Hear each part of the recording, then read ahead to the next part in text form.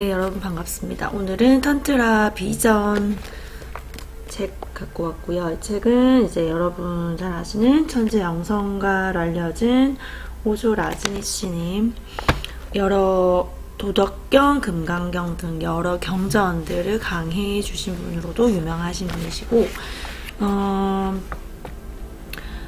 런던의 선데이 타임즈에는 20세기를 빛낸 1000명의 위인들 중 한 사람으로 오쇼를 선정했으며, 미국의 작가 탐 로빈슨은 오쇼를 예수 이후 가장 위험한 인물로 평가하기도 했다. 인도를 바꾼 10명의 인물에 선정되기도 했다. 간디, 네루, 붓다 등과 더불어 포함되어 있다고 합니다. 자, 오쇼 라즈니시 님의 책들은 정말 저 역시 감명 깊게 읽은 책들이 많이 있습니다. 오늘 그 중에서도 탄트라 비전. 자, 먼저 호흡에 대해서 한번 말씀을 나눠보고 싶습니다. 호흡, 우주에 이르는 다리라고 되어 있습니다. 자, 여러분, 우리가 평소에 그 감정이 좀 크게 올라왔을 때, 예를 들어서 뭐 두렵거나 무섭거나 공포감, 긴장, 불안, 두려움 등의 감정들이 크게 올라왔을 때 우리가 호흡을 깊게 하지 못합니다. 호흡이 얕아집니다. 자, 그만큼 우리 호흡은 우리의 마음과 연결되어 있고 우리의 영혼과도 연결이 되어 있는 거죠. 자, 그래서 먼저 호흡에 대해서 공유해 드리겠습니다. 한때 우리는 모두 어린아이였다. 그런데 자라면서 어떻게 해서 호흡이 얕아졌는가? 이제 우리의 호흡은 결코 단정까지 이르지 못한다. 하지만 호흡은 몸 아래로 내려갈수록 깊어진다. 그러나 우리의 호흡은 겨우 가슴에 가 닿고는 밖으로 나가버린다. 그러므로 결코 저 중심에 이르지 못한다. 그대는 이 중심을 두려워하고 있다. 이 중심에 이르는 순간 그대는 전체가 되기 때문이다. 전체, 우주 근원, 전체 하나, 그 근원, 원리스를 이야기하시는 겁니다. 부분이 되고자 한다면 먼저 그대의 기계 장치가 호흡이 부분으로 바뀌어야 한다. 중심으로부터 호흡한다면 그대는 그 속에서 전체가 되어 넘칠 것이다. 하지만 그대는 두려워하고 있다. 이 무제한적인 개방을, 타인을 향한 이 무한한 열림을 두려워하고 있다. 그대의 연인을 보고 사랑한다 말하지만 그대는 두려워하고 있다. 거기에는 믿을 수 없는 타인이 있기 때문이다. 자신을 완전히 젖힌다면 무슨 일이 벌어질지 그대도 모른다. 그래서 그대는 두려워한다. 마찬가지로 그대는 깊게 호흡할 수 없다. 호흡이 중심에 닿을 수 있을 만큼 깊게 숨쉬지 못한다. 호흡이 중심에 닿으면 그대의 행동은 전체가 되어 더 이상 계산하지 않게 되기 때문이다. 그러니까 이제 이게 계산하지 않는다는 게 우리가 머리로서 사는 게 아니라 정말 가슴으로서, 에고로 사는 게 아니라 정말 진짜 참나로서 살게 된다는 거죠. 그대가 자신의 전체적인 상태를 두려워하는 만큼 그대는 깊게 호흡하지 못한다. 최대한의 호흡이 아니라 최소한의 호흡을 하고 산다. 그대의 삶이 의미가 없는 것처럼 보이는 것도 바로 이 때문이다. 최소한으로 호흡하면서 사는 삶은 더 이상 삶이 아니다. 그냥 그저 목숨만 연명하는 것이다. 최대한으로 호흡할 때 비로소 삶은 활기가 넘친다. 그러나 사회의 간섭은 그런 그대를 가만히 두지 못한다. 이 사회 속에서 그렇게 살기란 정말로 어렵다. 네, 여러분 공감하시죠? 삶이 흘러넘칠 때 사랑 역시 흘러넘칠 것이다. 삶의 에너지가 넘쳐흐르게 되면 그대는 더 이상 남편으로, 아내로 머물 수 없다.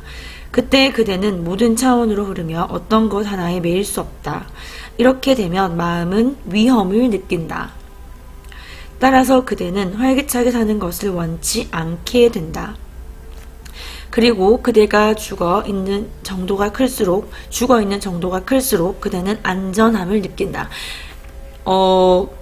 즉 다시 말해서 우리 에고는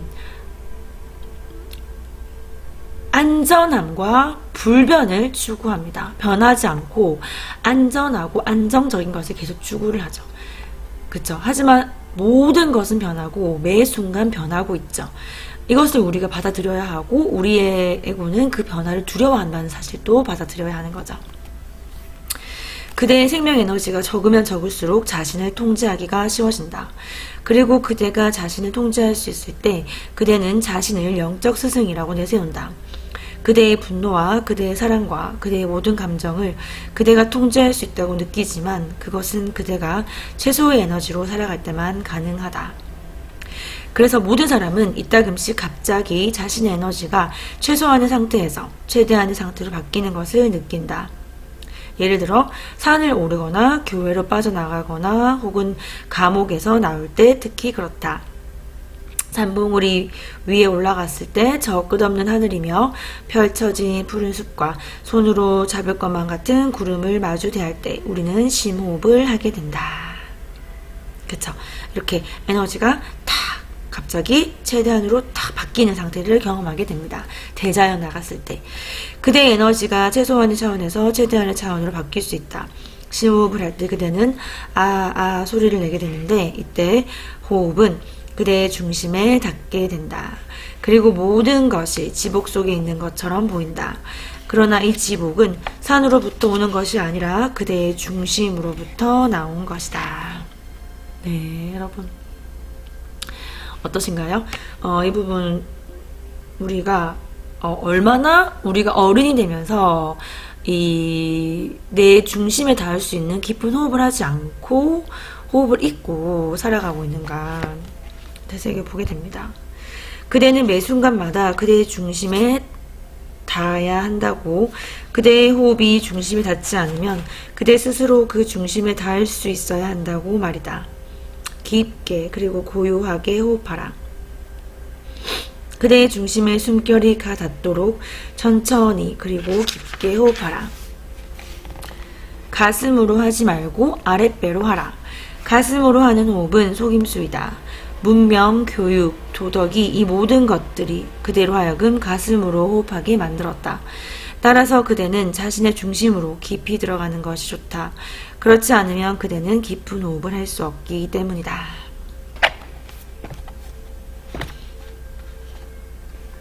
자,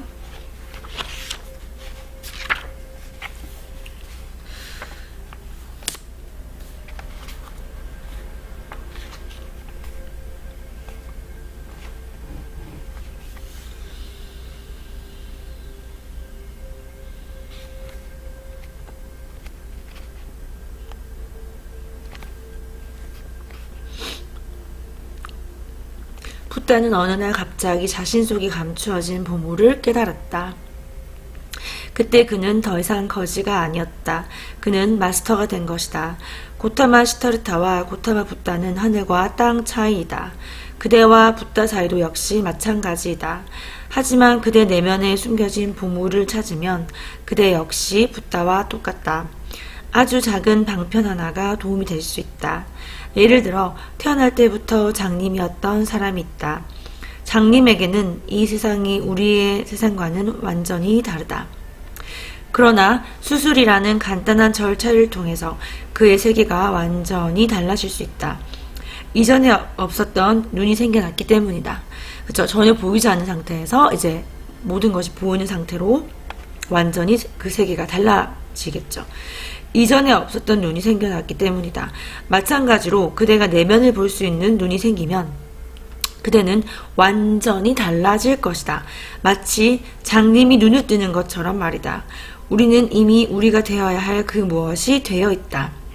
그쵸? 이미 다 되어 있고 이미 우리 안에 다 있다는 것을 아는 것이 필요합니다. 그리고 우리는 그렇게 될 수밖에 없다. 미래는 벌써 현재 속에 감추어져 있는 것이다.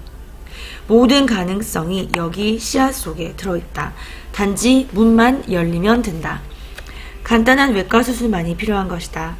만약 그대가 이것을 이해할 수 있다면 영적인 것은 벌써 거기에 있다. 그토록 간단한 방편이 도움이 될까? 라고 의심하는 것은 문제가 되지 않는다. 자, 그래서 사실은 굉장한 노력이 필요한 것이 아니라 단지 작은 노력만이 필요할 뿐이며 오히려 아무런 노력 없이 이룰 수 있다면 그것이 더 좋다고 되어 있습니다. 사실 그대가 하려고 시도하면 할수록 성취하기가 더 어려워진다. 사실 그대의 노력과 그대의 긴장과 기대심, 갈망 이 모두가 다 장벽으로 작용하기 때문이다. 우리의 그 에고적인 노력은 오히려 더 그 방해의 요인이 된다는 거죠.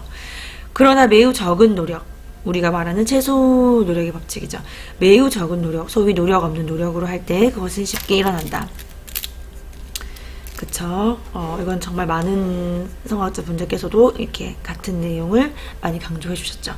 그리고 선에서는 그것을 함이 없는 함이라고 부른다. 그것은 쉽게 일어난다. 그대가 그것을 이루려고 애가 달아오를수록 그것은 더 가능성이 적어진다. 바늘이 필요한 곳에 장검을 갖고 덤비기 때문이다. 그 장검은 아무런 소용이 없다. 네. 자, 그래서 우리가 얼마나 헛되이 노력을 하고 있는가를 또 되새겨 볼 수 있는 구절이었습니다. 우리는 우리의 마음으로, 우리 에고로 정말 어떻게든 내가 통제하고 내 힘으로 정말 해보려고 노력을 많이 하지만 사실 그런 헛된 노력들이 오히려 방해 요인이 된다는 거죠. 방해 요인이. 그래서 모든 천재들은, 천재 예술가, 화가, 뭐 작가, 발명가 이런 모든 천재들은 내가 노력하지 않았고 내가 나를 텅 비워서 나에게 찾아온 영감이 그것을 했다. 근원이 그것을 했다. 라고 공통적으로 말을 하기도 합니다.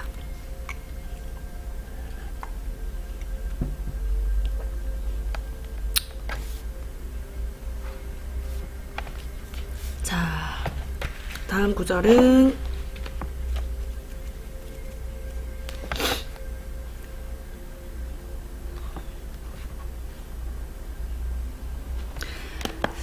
우리 현대인들은 머리로 살아가는 사람들이 되게 많이 있습니다. 거의 대부분이라고 할 수 있죠. 우리가 가슴으로 살아야만이 이제 이런 마음 공부를 하시는, 영성을 공부하고 체험하시는 분들뿐만이 아니라 우리가 가슴으로 살고 우리의 생각과 마음을 텅 비울 수 있을 때 방금 말씀드렸던 어떤 그런 영감이나 직관을 더 잘 받고 느낄 수가 있는 거죠.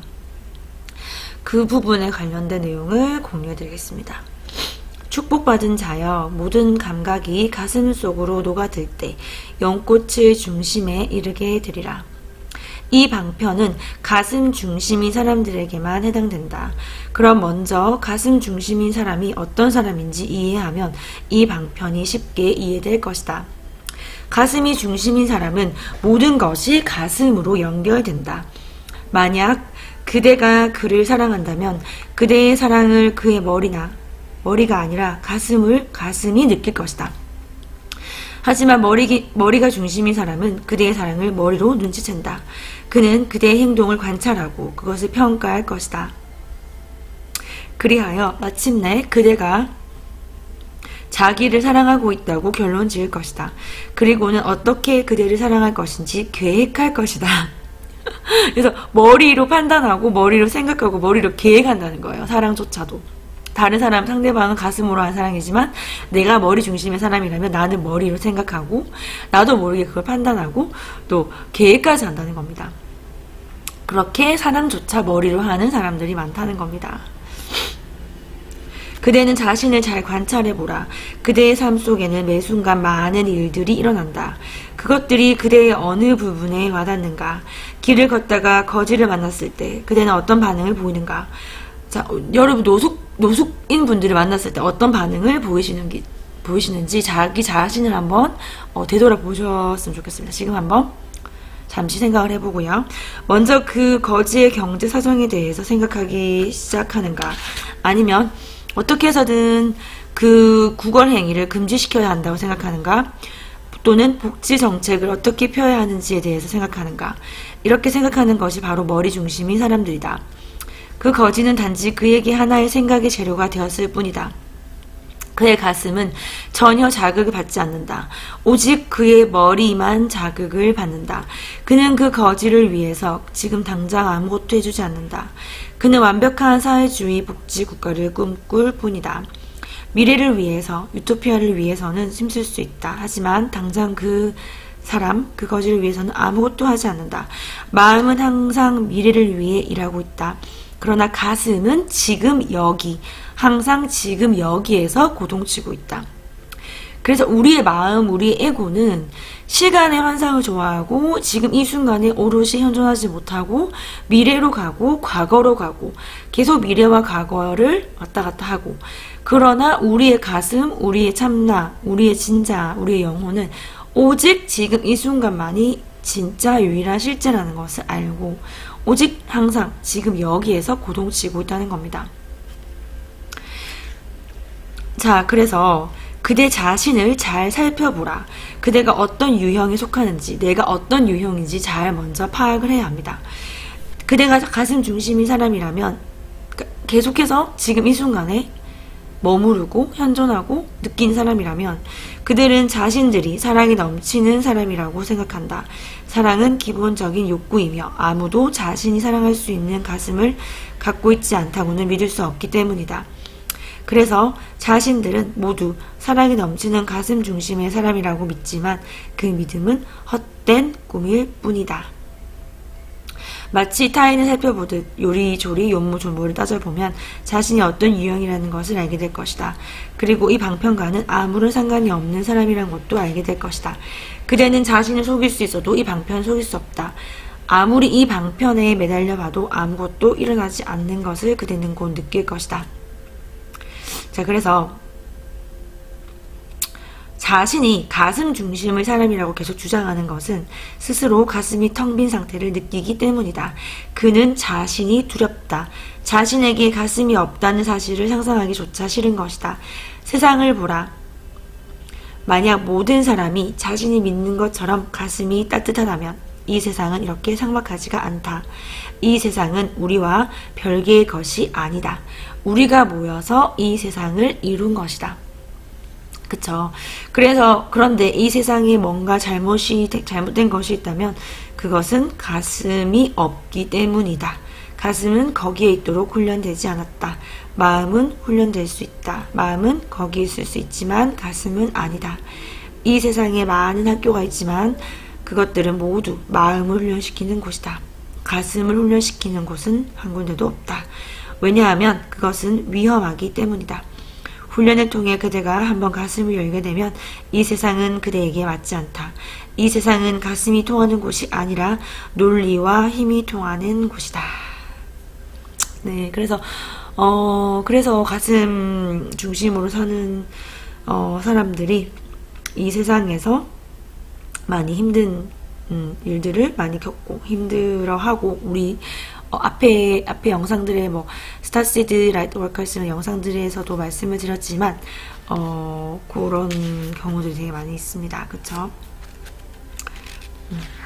자, 이제 또 한 구절을 더 소개해 드리겠습니다. 마지막으로